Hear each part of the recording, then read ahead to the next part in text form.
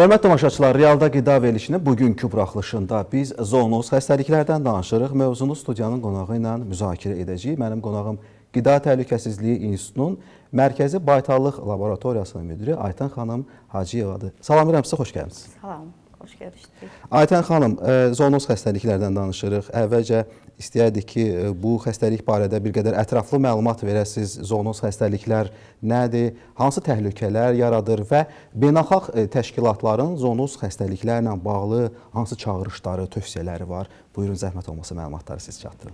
Çox sağ olun İlkin bəy. Çox maraqlı bir mövzuya toxunuruq.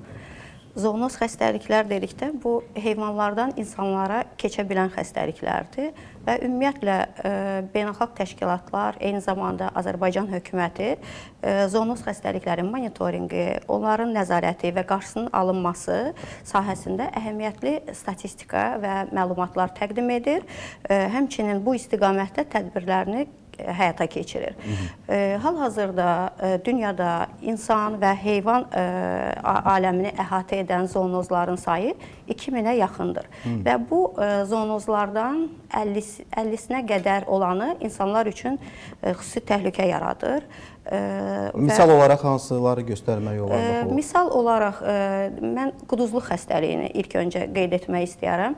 Çünki quduzluq xəstəliyinin yoluxmuş insanların letallıq faizi 100%-dir. Yəni quduzluq xəstəliyinə yoluxmuş insanların müalicəsi olmur və Ümumdünya Səhiyyə Təşkilatının verdiyi məlumata əsasən hər il dünyada 70 minə yaxın insan bu xəstəlikdən dünyasını dəyişir. Kifayət qədər böyük rəqəmlərdir. Əlbəttə ki, çox böyükdür və bunu hətta mən təəssüflə qeyd edirəm.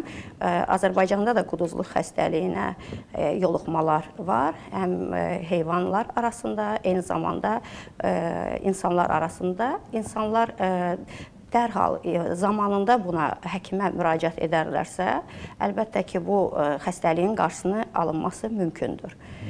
Baxmayaraq ki, biz müşahidə edirik, mediadan da məlumatları izləyirik ki, Qida Təhlükəsizliyi Agentliyi tərəfindən əlaqədar qurumlarla birgə quduzluq xəstəliyinə qarşı mübarizə tədbirləri həyata keçirilir. Hətta təcrübədə ilk dəfə olaraq artıq bir neçə ildir ki, helikopter vasitəsilə quduzluq əleyhinə peyvəndləmə işləri də aparılır. Digər zoonoz xəstəlikləri istərdim ki, misal çəkəsiniz və onlar barədə də qısa məlumat. Mən qara yara xəstəliyini nümunə kimi göstərə bilərəm. Qara yara xəstəliyi xüsusi təhlükəli zoonoz xəstəliyi hesab olunur. Çünki qara yara xəstəliyi 10 illərlə torpaqda yaşayır və aktivliyini itirmir. Xəstəliyə yoluxmuş heyvanlarla təmas zamanı, eyni zamanda sahələrdə torpaqla məşğul olan insanlar birbaşa yoluxma riskinə məruz qalırlar. Bundan başqa mən quşlar arasında quş qripi xəstəliyini qeyd etmək istəyərəm. Quş qripi xəstəliyi də tənəffüs yolu ilə ötürülən bir xəstəlikdir. Xəstə quşların əti ilə və yaxud da onun tükü, lələkləri ilə təmasda olan zaman virusa yoluxma mümkündür.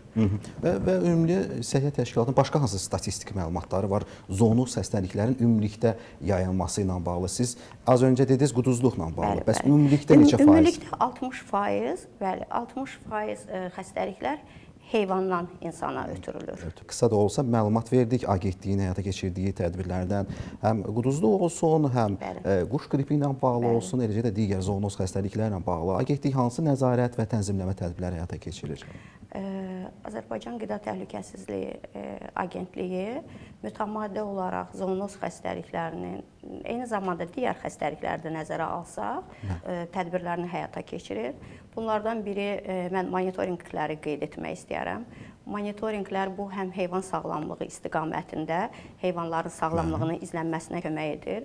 Eyni zamanda qida təhlükəsizliyi baxımından heyvanlardan insana ötürülə bilən mikroorqanizmlərin qida vasitəsilə ötürülməsinin qarşısının alınmasında bir sıra tədbirlər həyata keçirir. Profilaktik tədbirlər heyvanların peyvəndlənməsinin nəzarətinin aparılması, eyni zamanda heyvanların karantinə, yəni təcrid olunması, xəstəliklərin yaranmasının və yayılmasının qarşısını almaq məqsədi ilə. Bundan başqa mən maarifləndirmə işlərini qeyd etmək istəyirəm. Əlbəttə, bu da çox önəmli məsələdir. Əlbəttə ki. Elə sizin kimi mütəxəssislərlə müxtəlif medialarda, çıxışlar da əlbəttə ki, bu işə öz töhfəsini vermiş olur. Biz bilirik ki, agentlik bəzi heyvan xəstəliklərindən azad status alıb. Bu barədə zəhmət olmasa məlumat verirsiniz. Biz bilirik ki, zoonoz xəstəliklərinin qarşısını almaq məqsədi ilə bir neçə xəstəliklərin azad status almanın beynəlxalq təşkilatlar tərəfindən təsdiq olunmuşdur. Ölkə ərazisində xırda buynuzlu heyvanların Ümumdünya Heyvan Sağlamlığı Təşkilatı tərəfindən Azərbaycanda azad statusunu təsdiq etdi.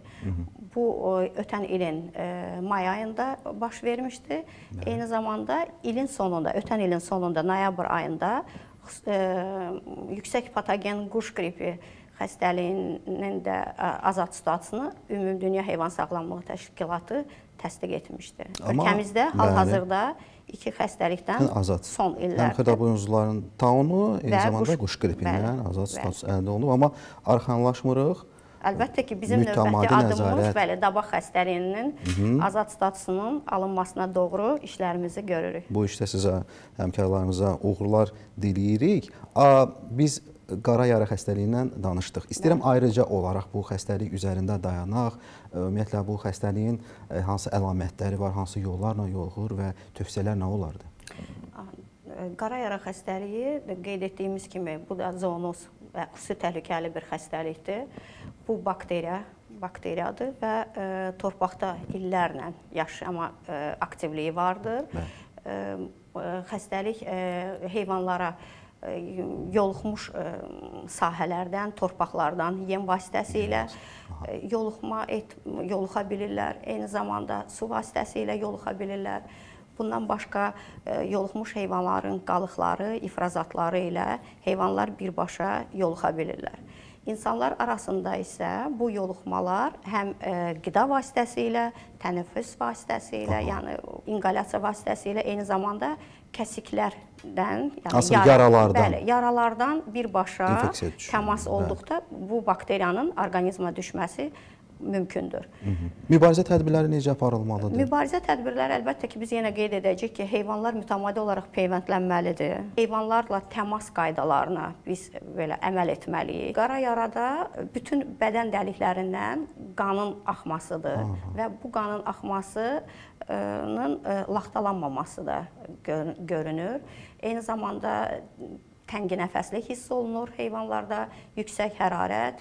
Eyni zamanda ölümə yaxınlaşdıqda, çünki qara yarada bilirsiniz ki, bunun müalicəsi o qədər də təsirli deyil. Baxmayaraq ki, peyvənd olunur. Bəli, keçir və o qısa zaman olduğu üçün heyvanlar demək olar ki, qara yaradan tələf olurlar və tələf olmuş heyvanı da yarılması qəti qadağandır. Yəni heyvan tələf olursa, qara yaradan şübhə varsa, onun yarılıb hansısa bir nümunəsini götürüb laboratoriyaya göndərilməsi də tövsiyə olunmur. Məhv etməsi də həmin heyvanlar dərin quyuya, ərazidən uzaq bir yerlərdə yandırılaraq bastırılır.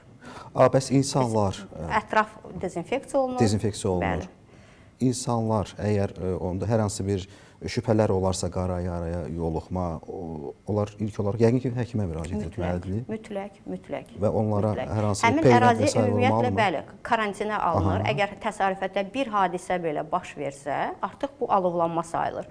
O zaman həmin ərazi karantinə götürülür, dezinfeksiya işləri aparılır, tələf olmuş heyvanlar uzaq bir yerdə, müəyyən olunmuş bir yerdə dezinfeksiya olunaraq, yandırılaraq bastırılır.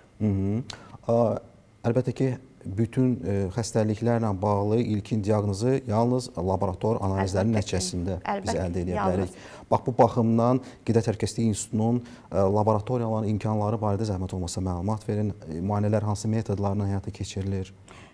Qeyd etmək istərdim ki, heyvan sağlamlığı istiqamətində biri mərkəzdə və 7 regionda olmaqla 8 stasionar laboratoriyamız fəaliyyət göstərir.